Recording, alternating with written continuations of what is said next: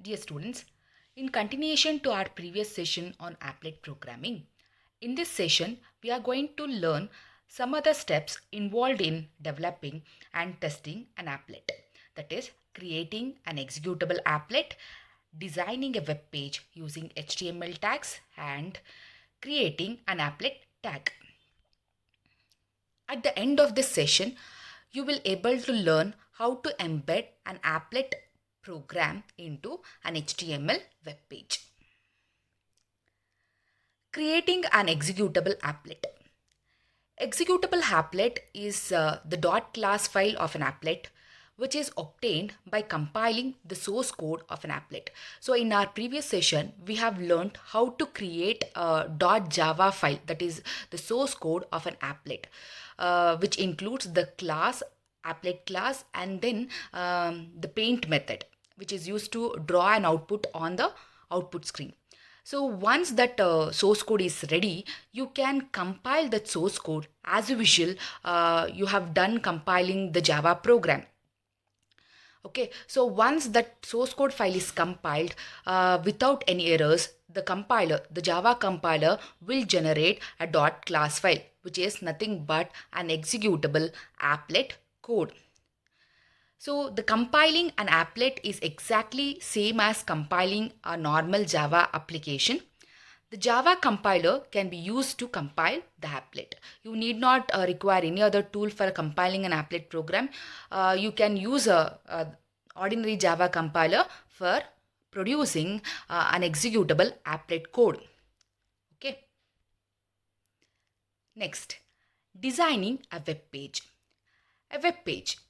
A web page is nothing but a web document which is accessed across the internet. To access these web pages, we make use of an application program called it as a web browser.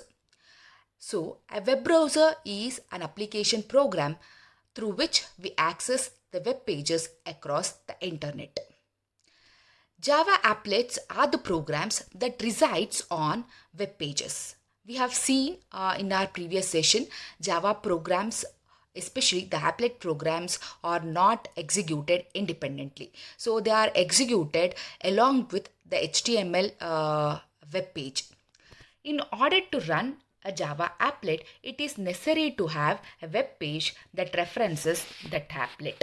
So you have to create a web page and then you have to insert an applet program inside that web page to execute that applet program. Okay, so a web page is made up of a text and an HTML tags. HTML is a language which is used to create a web pages. So HTML stands for Hypertext Markup Language. What does HTML stands for? Hypertext Markup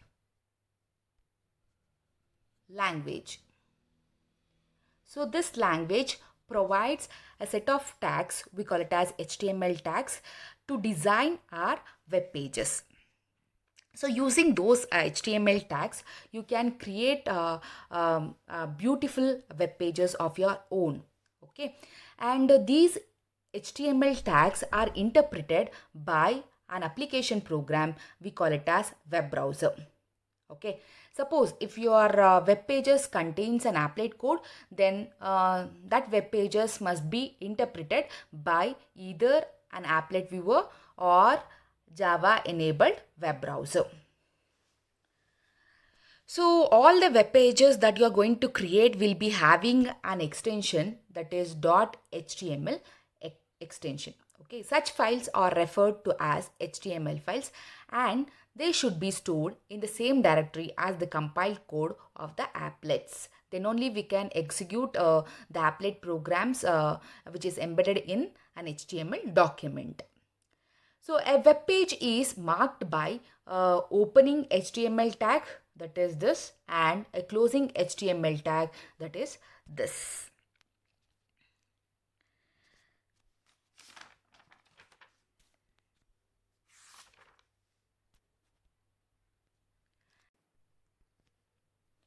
As pointed out earlier, web pages include both text, that we want to display and HTML tags which are interpreted by web browser. A web page is marked by the opening HTML tag and closing HTML tag. And the web page is divided majorly into three sections. They are comment section, head section and the body section. Comment section. This section contains comments about the web page. It is important to include comments that tells us what is going on in this web page. If anyone goes through this HTML document, they should be able to understand what is this web page is all about. So you can describe the web page content briefly in this comment section. So this will be very, very helpful for the naive user who just goes through this HTML document. A comment section is a line that begins with angular bracket and then exclamatory mark and then the closing angular bracket. So when an web browser identifies or encounters this comment lines, it simply neglects this comment lines and it is not going to interpret it. Okay. Although these comments are important, they should be kept in a minimum as they will be downloaded along with the applet. So although it is important, you should not put too much of comment inside the program because it is downloaded along with the applet. Note that the comments are optional and can be included whenever if you feel like including in the web page. And these comments will not going to appear on the HTML web page. So when you execute it, the web page will not contain these comments. Okay, this is only for the documentation sake we are including the comment section. And now the next section is head section. The head section is defined with a starting head tag and a closing tag. This section usually contains a title for the web page. Suppose if you want to give a title for the web page that appears on the title bar, then you can do that by including a head tag and then including the title tag. Within this title tag, you have to give the title for the web page. So it is mandatory to include a head tag to give a title for the web page.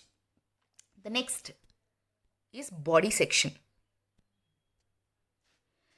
After the head section comes the body section. We call this as the body section because this section contains the entire information about the web page. So whatever you see it on the web page is nothing but the information that is placed within this body tag.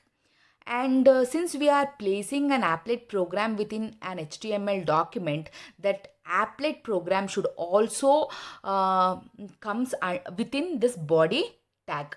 So in the next section, we are going to see how we are going to prepare an applet tag which is ready to be inserted into the HTML tag. Since you are a beginner, if you don't have any idea about HTML tag, you just go through some of the books to learn some fundamentals of HTML. Okay, and also some of the basic tags that are used to create an HTML document is much needed to design an HTML document. But these sections are important, that is comment section, head section and body section is mandatory for all HTML document. Next, applet tag. Once you are done with generating .class file and then you are ready with HTML file. To generate an HTML file, you must learn the basics of HTML language. Okay, so once if you are done with these two steps, next step is preparing an applet tag.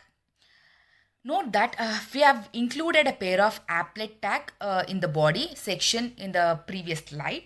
So the applet tag supplies the name of the applet to be loaded and tells the browser how much space the applet requires.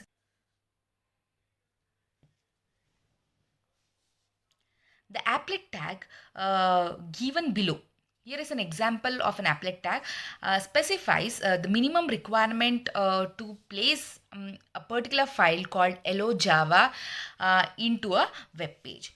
So you must begin with applet tag, opening applet, and then followed by that applet you have to specify some of the parameters like code, width and height. Width and height will be the window size of an applet output screen. Okay, and then code is a word which specifies the name of the applet file that has to be downloaded when the web page executes. Okay, so here I'm placing hello Java. This is the name of the file, and dot class is the extension. So you must always specify dot class file as the name that is associated with the code keyword. Okay, so once this is ready, you are ready with the applet tag, and you can place this applet tag within the body section of an HTML document. That means you can place the applet tag here within the body. So the same applet tag that you are ready, you place it within that body and you can save the document, HTML document. And once it is done, you are ready to build an applet application. Okay, so here one more thing is the width and height values that have specified is nothing but the pixel values. The width of the window, output window is 400 pixels, and the height of the output window is 200 pixels. And that concludes this topic. Thank you for your patient listening.